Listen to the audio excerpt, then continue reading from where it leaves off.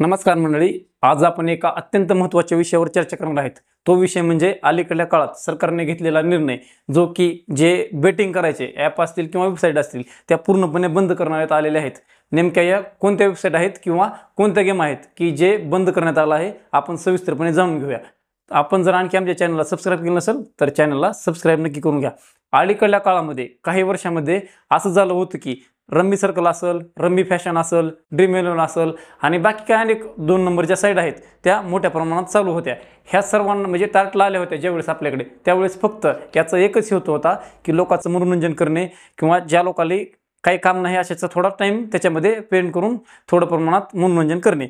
मात्र याच्यामध्ये काही कालांतरानंतर मोठ्या प्रमाणात पैशाची गुंतवणूक चालू झाली आणि लोक त्याच्यामध्ये पैसे गुंतवणूक करायला लागले। अनेक तरुणांनी आपल्या मोबाईलमध्ये हे ॲप इन्स्टॉल करून त्याच्यामध्ये मोठ्या प्रमाणात पैसे आपले गुंतवणूक केले आणि त्याच्यामध्ये हजारो लाखो रुपयाचं आपलं नुकसान करून घेतलं। आणि शेवटी हे नुकसान झालेलं लक्षात आल्या तरुणांनी शेवटी आपलं जीवनमान संपवणे हा शेवटी त्यांनी निर्णय घेतला। याच्या सर्व गोष्टी सरकारच्या लक्षात आल्यामुळे सरकारने शेवटी ठरवलं की ह्या सर्व जे गेम आहेत त्या या गेम बंद करायच्यात।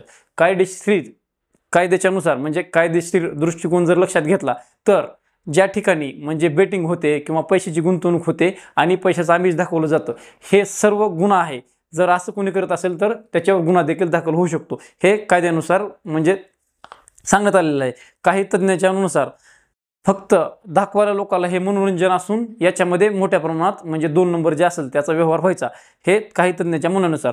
त्याच्यामुळे आता सरकारने हे सर्व गोष्टी लक्षात घेऊन जे कोणी समजा लिस्टर असतील किंवा मोठे मोठे सेलिब्रिटी असतील, जर कोणी अशा गेमचं प्रमोशन करत असेल तर त्याला शिक्षा किंवा मोठ्या प्रमाणात दंड देखील होऊ शकतो, हे सर्व करणे। कारण का अनेक गेम यायच्या, गेमिंग ते सरकार बंद करायचं, मात्र काही दिवसातच नवीन गेम यायच्या। त्याच्यामुळे सरकारच्या लक्षात आलं की हे असं न करता आपण मेन म्हणजे काय की बाबा ही गेम, आता समजा आपण जर एखादा लिस्टर पाहतोय किंवा एखादा मोठा सेलिब्रिटी पाहतोय, आपला पुरेपूर त्याच्यावर विश्वास असतो, तो जे सांगेल ते आपल्याला खरं वाटतं। आणि त्यावेळेस नवीन तरुणाई असते त्यांना जास्त ज्ञान काय नसतं, त्याच्यामुळे ते खरं समजतात आणि आपल्याकडे जेवढे काय पैसे आहेत ते याच्यामध्ये गुंतवणूक करतात आणि पूर्णपणे याचा फसवणूक होते। आणि याच्यामध्ये पूर्ण जे काय आहे ते हजारो लाख कुटुंब उद्ध्वस्त झालेले आहेत।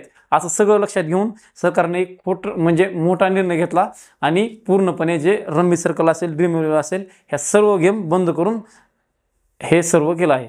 तरी पण याच्यामध्ये जी तरुण पिढी पूर्णपणे व्यसनाधीन झाली आहे त्या लोकांना आणखी पण वाटतं की सरकार काहीतरी करून हा निर्णय म्हणजे गेम ज्या बंद केलेल्या आहेत त्या काहीतरी करून गेम चालू करेल।